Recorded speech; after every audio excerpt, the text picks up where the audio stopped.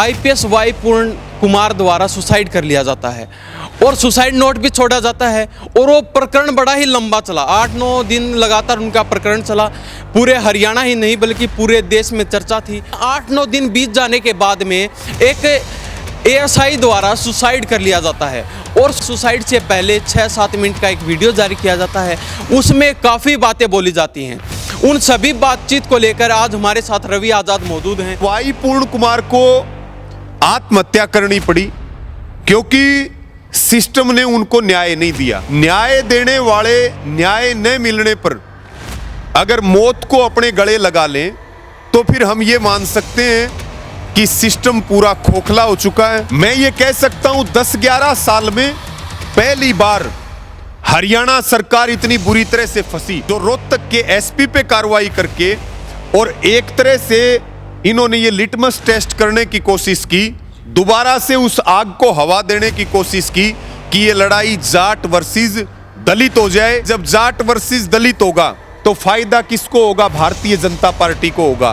फंसी हुई सरकार निकल जाएगी और हरियाणा में कानून का राज ना होकर के गुंडा राज है। भाई पूरे हरियाणा को जंगल राज बना करके छोड़ दिया।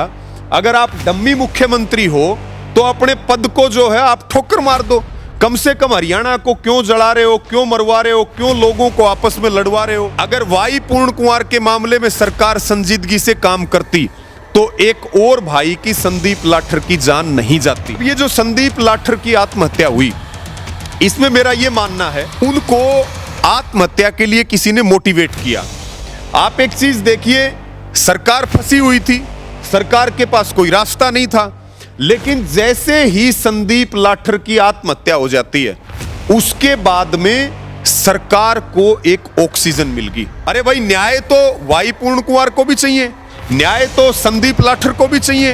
हरियाणा के हालात तो ये हो गए, यहां जीवित व्यक्तियों को न्याय नहीं है, लाशों को न्याय कहां से मिलेगा? ये बहुत बड़ा प्रश्न है। हरियाणा सरकार में जो अधिकारी बैठे हैं, जो नेता बैठे हैं, आधे से ज्यादा हरियाणा सरकार जो है जेल में बंद होगी अगर निष्पक्ष जांच हो जाती है। सुसाइड का कारण क्या रहा है वो कारण उन्होंने सामने नहीं लाया। लोगों में चर्चा है कि आखिर कारण क्या है आत्महत्या। संदीप लाठर को जिनसे खतरा था वो तो ऑलरेडी आत्महत्या कर चुके थे। कौन लोग पर्दे के पीछे से खेल को खेल रहे थे और एक भाई की बलि ले ली। जैसे ही संदीप लाठर की आत्महत्या हुई, वाई पूर्ण कुमार का अंतिम संस्कार तो हो ही गया, लेकिन इसके साथ में वो पूरा मामला भी दब चुका है। ये जो सरकारी एजेंट घूम रहे हैं, कोई ब्राह्मण का नेता, कोई दलित का नेता, कोई जाट का नेता, कोई सैनी का नेता, ये जो इस तरह के लोग हैं, इनको हरियाणा पहचान ले और इनका हुक्का पानी समाज में इनकी उठ बैठ बंद करो। नमस्कार, स्वागत आपका हरियाणा न्यूज 24 पर। मैं हिमांशु लांबा मेरे सहयोगी विनय सिंधु के साथ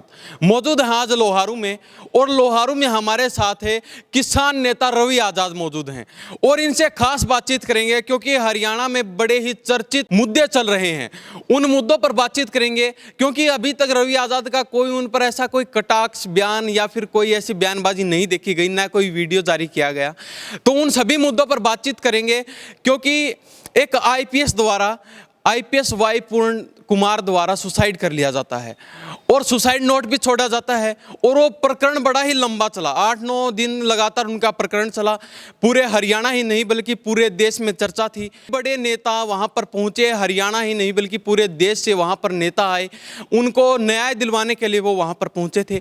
लेकिन 8-9 दिन बीत जाने के बाद में एक एएसआई द्वारा सुसाइड कर लिया जाता है और सुसाइड से पहले 6-7 मिनट का एक वीडियो जारी किया जाता है। उसमें काफ़ी बातें बोली जाती हैं।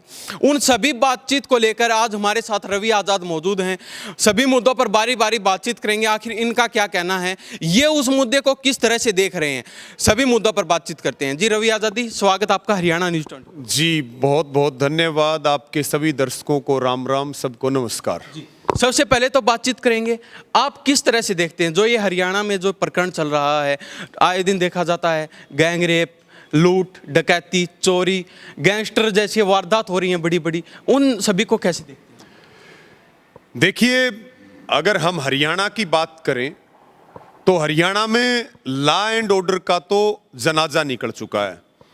कानून व्यवस्था पूरी तरह से चरमरा चुकी है और मनोबल की अगर हम बात करें, अधिकारियों की बात करें या कर्मचारियों की बात करें या पुलिस कर्मियों की बात करें, तो उनका मनोबल भी जो है वो डाउन हुआ है।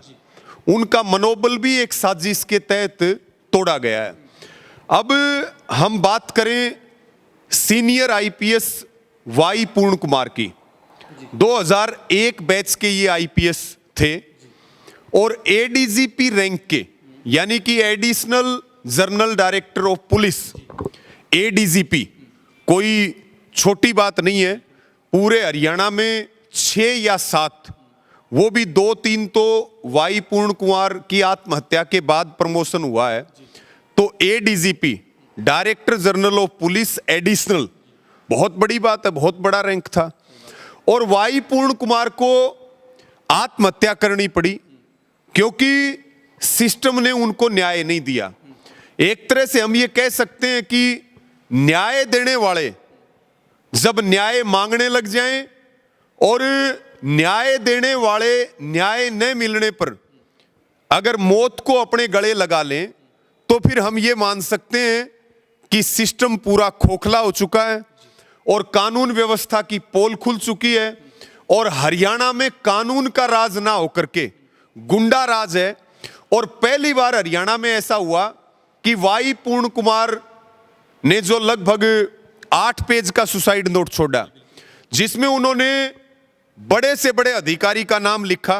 हरियाणा के मुख्य सचिव उसमें शामिल थे और मुख्यमंत्री के प्रिंसिपल सेक्रेटरी या हरियाणा पुलिस के डीजीपी या पूर्व डीजीपी, कई पदों के ऊपर बैठे आईपीएस और आईएएस के ऊपर चंडीगढ़ में मुकदमा दर्ज हुआ और 13 अधिकारियों के नाम आए और उनका परिवार या उनकी जो पत्नी है वो खुद भी आईएएस है, अमनीत पी कौर, वो उड्डयन मंत्रालय में सचिव के पद के ऊपर कार्यरत थी। जब सुसाइड किया गया उससे पहले वो जापान गई हुई थी, तो वो भी न्याय की गुहार लगा रही हैं। और ये 7 अक्टूबर की घटना है और लगभग ये मान करके चलो कि 15 अक्टूबर को वाई पूर्ण कुमार का अंतिम संस्कार होता है। लगभग 8 दिन बाद पोस्टमार्टम और अंतिम संस्कार होता है। ऐसे लगता है कि ये आत्महत्या नहीं है, ये एक तरह से हत्या है। और हमने बार बार इस बात को पहले भी हमने उठाया कि भाई जांच निष्पक्ष होनी चाहिए। जिन 13 अधिकारियों के ऊपर मुकदमा दर्ज हुआ है उनको पद से हटाया जाना चाहिए और गिरफ्तारी होनी चाहिए। लेकिन सरकार ने क्या किया, एक रोहतक के एसपी को हटा करके, नरेंद्र बिजारनिया को हटा करके, और सरकार ने 12 बड़े मगरमच्छों को बचाने की कोशिश की। डीजीपी शत्रुजीत कपूर को भी छुट्टी के ऊपर भेजा गया, वो किसी भी समय आकर के अपना चार्ज संभाल सकते हैं, उसमें कोई बड़ी बात नहीं है। तो सवाल ये उठता है कि जब डीजीपी पद के ऊपर है, जब मुख्य सचिव पद के ऊपर है और हरियाणा में पहली बार इतने बड़े अधिकारियों के ऊपर एफआईआर लॉज होती है और 7 से 8 दिन बीतने के बाद भी या आज तक की भी हम बात करें, रोहतक के एसपी को केवल हटाया गया, उसके अलावा किसी अधिकारी पे कोई कार्रवाई नहीं हुई। छुट्टी भेजना कोई मामूली सी बात है, कोई बड़ी बात नहीं है। यानी कि कुल मिलाकर के बात थी न्याय की, लेकिन सरकार ने रोहतक के एसपी पे कार्रवाई करके और एक ये संदेश दिया कि जो फंसी हुई सरकार है, मैं ये कह सकता हूं 10-11 साल में पहली बार हरियाणा सरकार इतनी बुरी तरह से फंसी। और इनका पुराना ये काम है, 2016 के आंदोलन में इन्होंने जाट वर्सेस सैनी किया और इस पूरे घटनाक्रम में वाई पूर्ण कुमार के आत्महत्या के मामले में भी जो रोहतक के एसपी पे कार्रवाई करके और एक तरह से इन्होंने ये लिटमस टेस्ट करने की कोशिश की, दोबारा से उस आग को हवा देने की कोशिश की कि ये लड़ाई जाट वर्सेस दलित हो जाए, जो सरकार फंसी हुई है वो सरकार तो निकल जाए और इसमें दलित और जाट जो है वो सड़कों पर उतर करके एक दूसरे के खिलाफ लड़े, एक दूसरे के खिलाफ जो है वो आपत्तिजनक टिप्पणियां करें, बयानबाजी करें। उसके बाद क्या होता है, मैं इसी में इसको जोड़ता हूं, सरकार ने यह भरसक प्रयास किया। कुछ एजेंट भी हैं हरियाणा के अंदर, कोई दलितों का मसीहा बनता है, कोई जो है वो जाटों का मसीहा बनता है, कोई जो है वो ब्राह्मणों का मसीहा बनता है, ठीक है, कोई जो है वो सैनियों का मसीहा बनता है।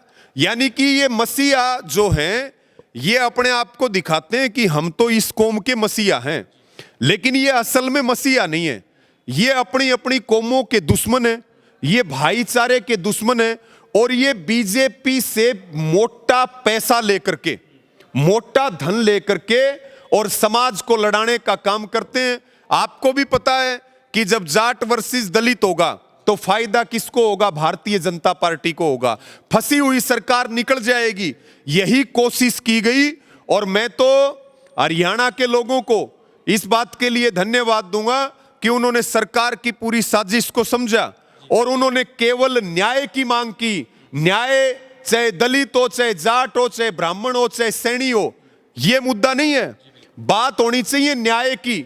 36 जात का भाईचारा एक है और एक रहेगा। और लोगों ने इस बात को समझा कि जो ये सरकारी दलाल कौमों का नाम लेकर के दलित वर्सेस जाट करना चाहते हैं या वाल्मीकि वर्सेस जाट करना चाहते हैं, इन लोगों की पूरी साजिश को वैसे ही फेल किया हरियाणा ने अब की बार, जैसे नूह के दंगे हरियाणा के लोगों ने फेल कर दिए थे और बीजेपी को एक करारा तमाचा मारने का काम किया था। उसके बाद इसी कड़ी को हम आगे बढ़ाते हैं। जब पूरी सरकार फंसी हुई थी उस समय, लगभग ये 14 अक्टूबर की बात है, एक और दुखद खबर आती है। रोहतक से एक खबर आती है कि साइबर सेल में तैनात जो एएसआई संदीप लाठर हैं, उन्होंने भी एक 6 से 7 मिनट का वीडियो जारी करके एक 6 पेज का सुसाइड नोट छोड़ करके और उन्होंने भी आत्महत्या कर ली। अब यहां से पूरी फिल्म चेंज होती है। एक तरफ वाई पूर्ण कुंवर का परिवार अड़ा हुआ था और सरकार ने सारे यंत्र तंत्र लगा लिए थे, लेकिन वो पोस्टमार्टम के ऊपर और वो जो है अंतिम संस्कार के ऊपर सहमति नहीं दे रहे थे। जबकि हरियाणा की सरकार ने डीएसपी बनाने तक का ऑफर उनकी बेटियों के लिए दिया। ये ऑफर भी उन्होंने दिया कि हम डीएसपी बना देते हैं, आप अंतिम संस्कार करवाइए। लेकिन इसी बीच एक और भी खबर आई। जो केंद्रीय मंत्री हैं अठावले, वो मुख्यमंत्री नायब सैनी से मिलते हैं। मुख्यमंत्री नायब सैनी अधिकारियों को हटाने की बात करते हैं। प्रिंसिपल सेक्रेटरी ये कहते हैं कि ये नहीं हटाए जा सकते और मुख्यमंत्री उनके सामने ये कहते हैं कि मेरे कहने से हरियाणा में चपरासी तक का भी तबादला नहीं होता। यानी कि हरियाणा में मुख्यमंत्री नायब सैनी डम्मी मुख्यमंत्री हैं। हमने ये बात अब भी दोबारा हम आपके कैमरे के सामने कह रहे हैं कि भाई पूरे हरियाणा को जंगल राज बना करके छोड़ दिया। अगर आप डम्मी मुख्यमंत्री हो तो अपने पद को जो है आप ठोकर मार दो। कम से कम हरियाणा को क्यों जला रहे हो, क्यों मरवा रहे हो, क्यों लोगों को आपस में लड़वा रहे हो, क्यों हरियाणा का जनाजा निकाल करके इसकी इंसल्ट पूरे हरियाणा की आप देश और दुनिया में कर रहे हो। और अगर आप डम्मी नहीं हो तो फिर आपने कड़ा एक्शन क्यों नहीं लिया? मैं ये मानता हूं कि अगर वाई पूर्ण कुंवर के मामले में सरकार संजीदगी से काम करती तो एक और भाई की संदीप लाठर की जान नहीं जाती। ये चीजें लंबी चली, राजनीति खेली गई, आरएसएस इसमें अलग दलित वर्सेस जाट करने में जुट गया, जाटों को विलन बनाने में जुट गए, इस तरह की कार्रवाई। और सोशल मीडिया पूरी बीजेपी की आईटी सेल इस काम में लग गई। अब ये जो संदीप लाठर की आत्महत्या हुई, इसमें मेरा ये मानना है, बहुत दुखद घटना है, छोटे बच्चे हैं उनके भी और वो एएसआई के पद पर तैनात थे। मेरा ये मानना है कि उनको आत्महत्या के लिए किसी ने मोटिवेट किया। आप एक चीज देखिए, सरकार फंसी हुई थी, सरकार के पास कोई रास्ता नहीं था, लेकिन जैसे ही संदीप लाठर की आत्महत्या हो जाती है उसके बाद में सरकार को एक ऑक्सीजन मिल गई। और जो वाई पूर्ण कुंवर का अंतिम संस्कार 8 दिन से नहीं हो रहा था, वो जैसे ही संदीप लाठर की आत्महत्या का मामला आया, 15 अक्टूबर को वाई पूर्ण कुंवर का अंतिम संस्कार हो गया। और अंतिम संस्कार के बाद संदीप लाठर का जो सुसाइड नोट है उसके आधार पे अमनीत पी कौर के ऊपर और उनके भाई के ऊपर और उनकी बेटियों के ऊपर मुकदमा दर्ज हो जाता है। अंतिम संस्कार के तुरंत बाद और गनमैन के ऊपर भी मुकदमा दर्ज हो जाता है। यानी कि वाई पूर्ण कुंवर की आत्महत्या में हरियाणा सरकार फंसी हुई थी, बीजेपी आरएसएस फंसा हुआ था। लेकिन जैसे ही संदीप लाठर की आत्महत्या होती है तो फिर हरियाणा सरकार को एक ऑक्सीजन मिल जाती है और बीजेपी ने और हरियाणा सरकार ने उसको हाथों हाथ कैश करने का काम किया, हाथों हाथ उसको कैश करने का काम किया। अरे भाई, न्याय तो वाई पूर्ण कुंवर को भी चाहिए, न्याय तो संदीप लाठर को भी चाहिए। हरियाणा के हालात तो ये हो गए, यहां जीवित व्यक्तियों को न्याय नहीं है, लाशों को न्याय कहां से मिलेगा? ये बहुत बड़ा प्रश्न है। जीते जी वाई पूर्ण कुंवर को न्याय नहीं मिला, मरने के बाद कौन दे देगा? संदीप लाठर को जो उन्होंने बात कही, तो मेरा ये मानना है कि उनका परिवार जो है वो बहुत बढ़िया परिवार से वो आते हैं, और उन्होंने वीडियो में भी बताया अपने दादा के बारे में, अपने बाप के बारे में, ठीक है, आर्मी का उनका बैकग्राउंड रहा। तो मुझे ऐसे लगता है कि उनको मोटिवेट किया गया और पर्दे के पीछे से कोई रिमोट लेकर के और प्रेशर बनाया गया, या हम कह सकते हैं ये वाई पूर्ण कुंवर का मामला जैसे जांच करने का विषय है, ऐसे ही संदीप लाठर का भी मुद्दा जांच करने का है कि वो आत्महत्या है या वो हत्या है, वहां कोई और आदमी मौजूद था या नहीं था। और जिस तरह से बात उन्होंने वीडियो में बोली है, उन बातों पे कई सवाल खड़े होते हैं, और उन सवालों की जांच के लिए सबसे बेहतर तरीका यह है या तो निष्पक्ष जांच सीबीआई की तरफ से हो, या फिर जांच जो है हाई कोर्ट के सीटिंग जज की निगरानी में हो, किसी तरह से जांच हो। मैं ये मानता हूं अगर इन दोनों मामलों की ईमानदारी से जांच होगी, दोनों मामलों की, तो हरियाणा सरकार में जो अधिकारी बैठे हैं, जो नेता बैठे हैं, आधे से ज्यादा हरियाणा सरकार जो है जेल में बंद होगी अगर निष्पक्ष जांच हो जाती है तो। लेकिन रवि भाई, अभी चर्चाएं चल रही हैं, लोगों का कहना यह है कि एएसआई जो संदीप लाठर थे, उन्होंने वीडियो तो वायरल किया, लेकिन वीडियो वायरल करने के बाद उन्होंने सीधे सीधे आरोप लगाए हैं वाई पूर्ण कुंवर पर। हाँ। लेकिन उन्होंने जो सुसाइड का जो मैटर था, सुसाइड का कारण क्या रहा है, वो कारण उन्होंने सामने नहीं लाया। लोगों में चर्चा है कि आखिर कारण क्या है आत्महत्या। देखिए, संदीप लाठर को जिनसे खतरा था वो तो ऑलरेडी आत्महत्या कर चुके थे, ये बात आपकी बिल्कुल ठीक है।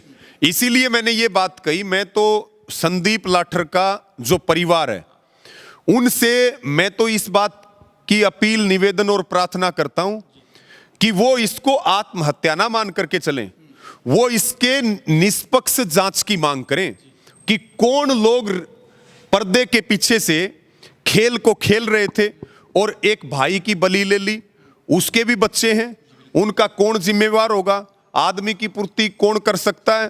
और उसके बाद आप देखो, जैसे ही संदीप लाठर की आत्महत्या हुई, वाई पूर्ण कुंवर का अंतिम संस्कार तो हो ही गया, लेकिन इसके साथ में वो पूरा मामला भी दब चुका है, वो पूरा मामला दब गया। और संदीप लाठर के मामले को भी पूर्व मुख्यमंत्री मनोहर लाल खट्टर पीजीआई तक पूछ गए, ठीक है, मुख्यमंत्री नायब सैनी उनके घर पे गए, पक्ष विपक्ष के सब लोग, वो वाई पूर्ण कुंवर के वहां भी गए, वो संदीप लाठर के वहां भी गए, ठीक है। तो इसमें निष्पक्ष जांच जब होगी तो मैं ये मानता हूं संदीप लाठर की जो जिसको आत्महत्या का नाम दिया जा रहा है वो हत्या है, उसके पीछे कौन लोग हैं वो जब सामने आएंगे तो पूरी साजिश का खुलासा होगा। अभी देखा गया, परिवार की मांगे थी, संदीप लाठर के परिवार की मांगे थी कि एफआईआर होनी चाहिए, कार्रवाई होनी चाहिए, न्याय मिलना चाहिए। फिर मनोहर लाल जी की एंट्री होती है, लेकिन एकदम से ऐसी क्या बात होती है, परिवार भी सहमत हो जाता है, वाई पूर्ण कुंवर का परिवार भी सहमत हो जाता है, एकदम से पोस्टमार्टम भी हो जाता है, अंतिम संस्कार भी हो जाता है। देखिए, ये बहुत बड़ी बात है कि वाई पूर्ण कुंवर के परिवार की सहमति कैसे बनी, ये बात पब्लिक को नहीं पता, ठीक है।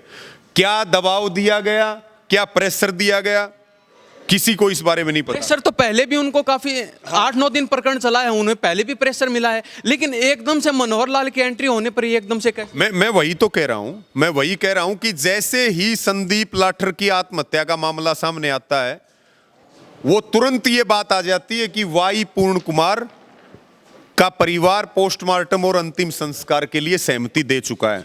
लेकिन पहले जो मान तक नहीं रहे थे, बड़े बड़े नेता आए, फिर वो अचानक से कैसे माने, सवाल तो ये भी खड़ा है।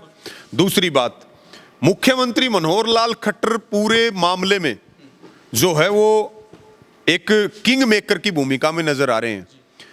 तीसरी बात, जो संदीप लाठर का समझौता हुआ, लिखित समझौता तो कोई सामने मीडिया में या कहीं आया नहीं। मैं तो आपके माध्यम से भी कह रहा हूं कि भाई पूरा देश और पूरा हरियाणा बांट देखा है, दोनों के साथ आपने किन किन चीजों पे समझौता किया है वो आप देश और प्रदेश को बताओ। आपने किस तरह से समझौता किया है, आप क्या जांच करवा रहे हो? क्या आप संदीप लाठर की जांच करवा रहे हो?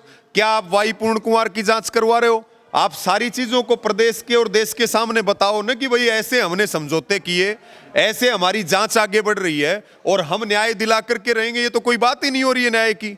बात तो सिर्फ और सिर्फ लिपापोती की होकर के, मुख्यमंत्री तो जुट चुके हैं 1 साल की सरकार की उपलब्धि बताने में। उपलब्धि क्या है 1 साल की?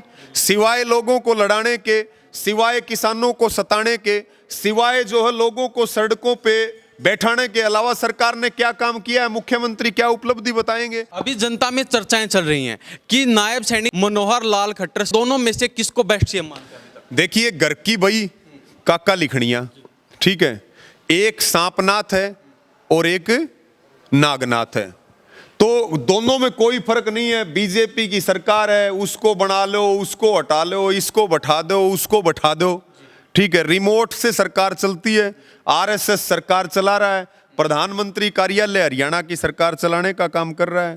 तो ये तो सीधी सीधी बात है, इसमें कोई ज्यादा लंबी चौड़ी बात नहीं है। आप सैनी को बना दो और चाहे खट्टर को बना दो, बात तो एक ही है। और मैं ये भी बताऊंगा, ये जो सरकारी एजेंट घूम रहे हैं, कोई ब्राह्मण का नेता, कोई दलित का नेता, कोई जाट का नेता, कोई सैनी का नेता, ये जो इस तरह के लोग हैं, इनको हरियाणा पहचान ले और इनका हुक्का पानी समाज में इनकी उठ बैठ बंद करो।